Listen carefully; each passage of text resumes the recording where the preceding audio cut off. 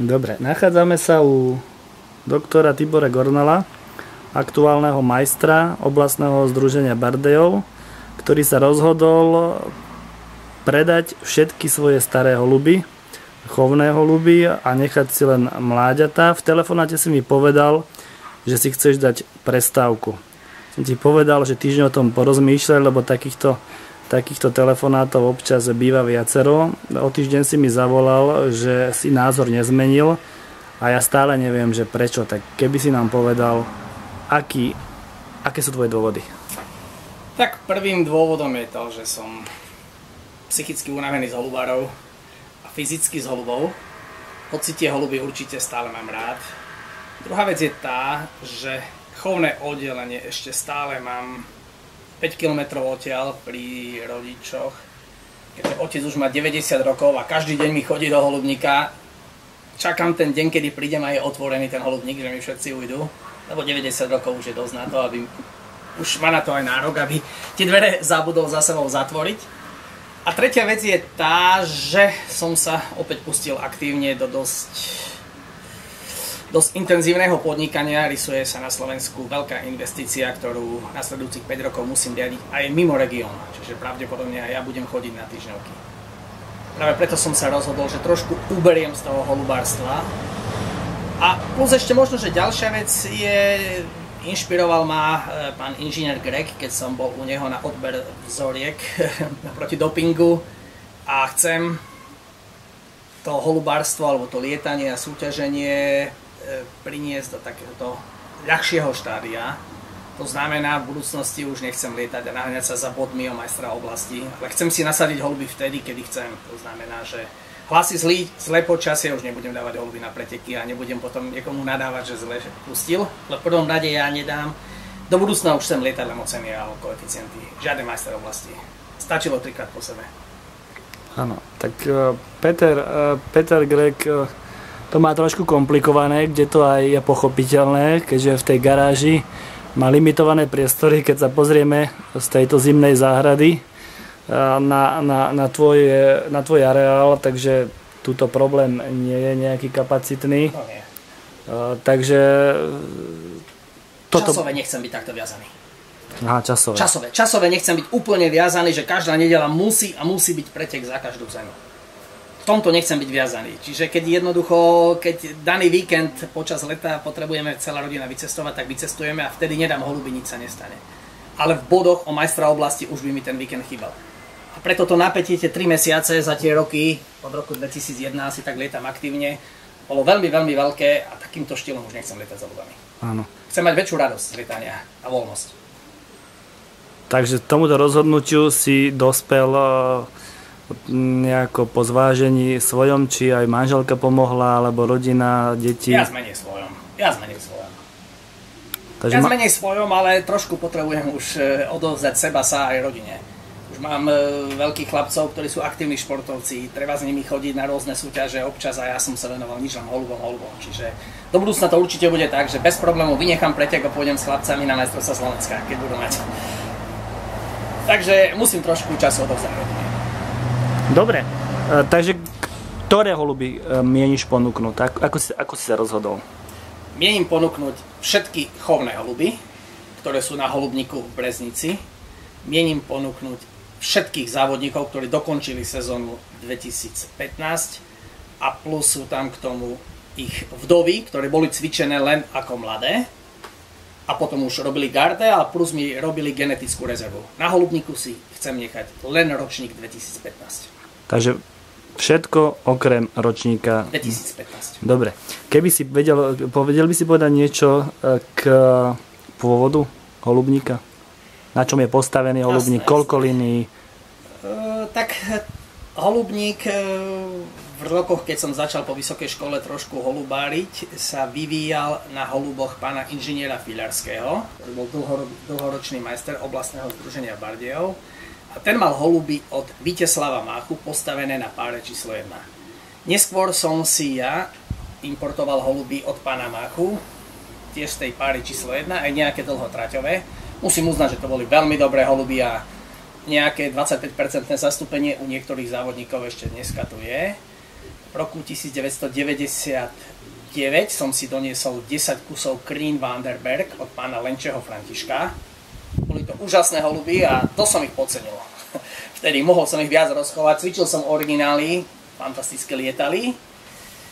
Mierne posily som si občas na dražbách zakúpil od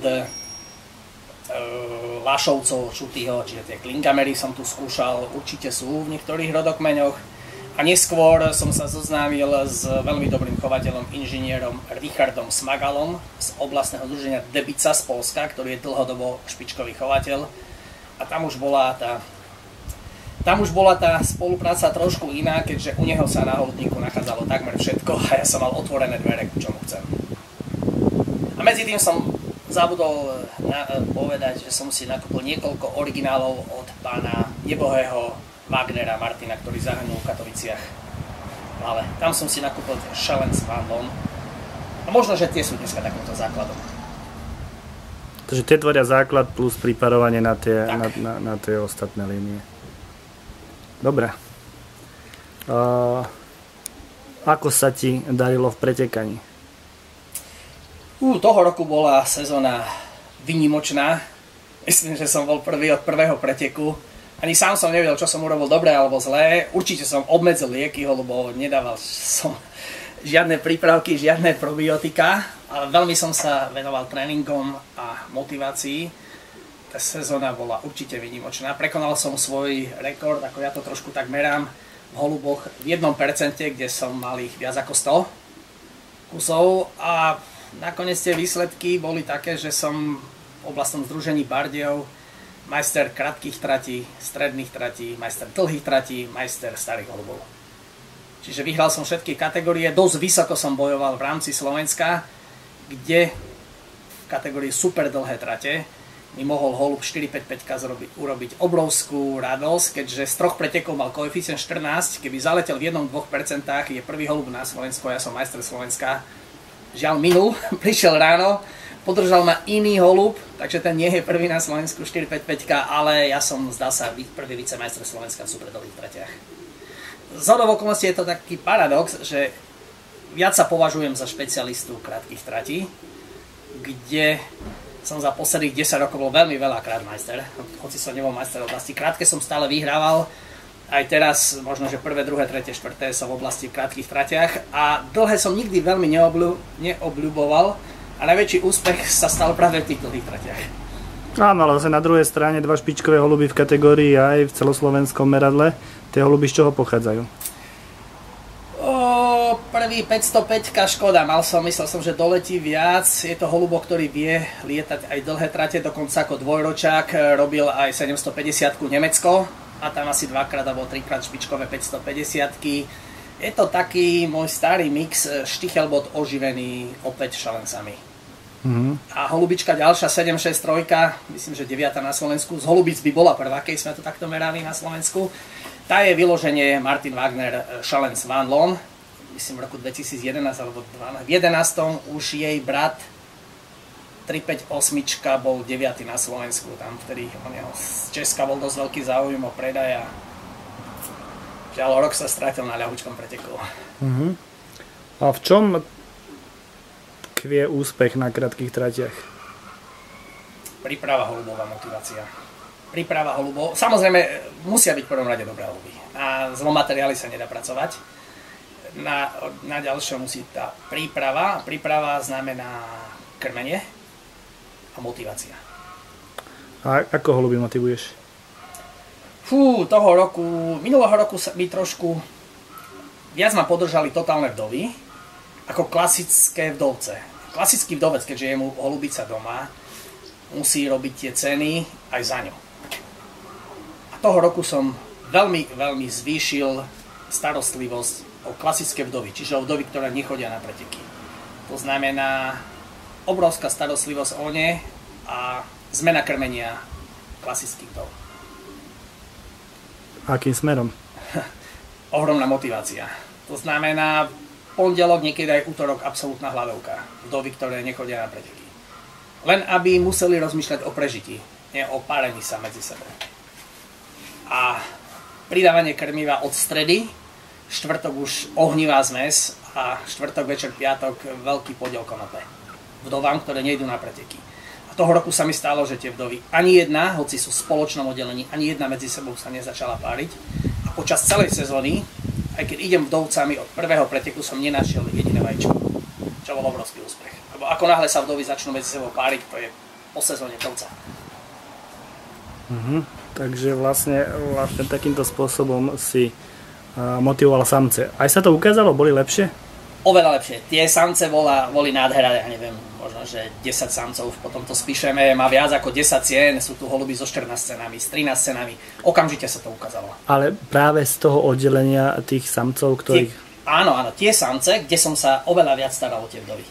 Boli o triedu lepšie. Dobre, takže to je tá prvá polovica toho, že to je tá motivácia. A čo tie samotné samce? Ako si sa staral o ne? Pravidelný tréning, ráno, večer, každý deň. Do konca toho roku som urobil takú špecialitu. Po otváraní hodín nedeľu, ešte nedeľu večer, každú nedeľu trénovali. Samozrejme voľne, ale mali chuť do tréningu. Čiže pravidelný tréning ráno, večer, preventívne kúry a krmenie. A preventívne kúry z čoho sa týkajúce? Preventívne kúry sa týkajú raz do mesiaca potlačiť trichomoniázu, podľa teplot raz mesačne potlačiť alebo preliečiť vzdušné vaky alebo dýchacie ústrojenstva. Ale opäť nepreháňať to. Myslím, že tak málo liekov, ako som dal toho roku, ešte som nedal nikdy.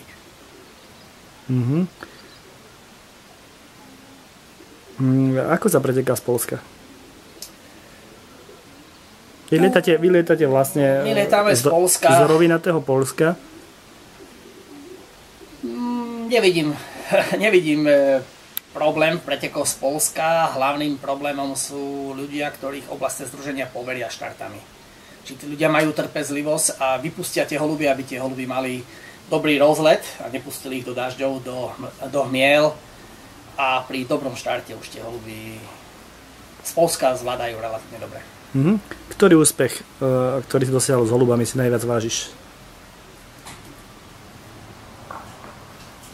To neviem. Ale asi to bude tohtoročné prvý vicemajster Slovenska v superledových tratiach.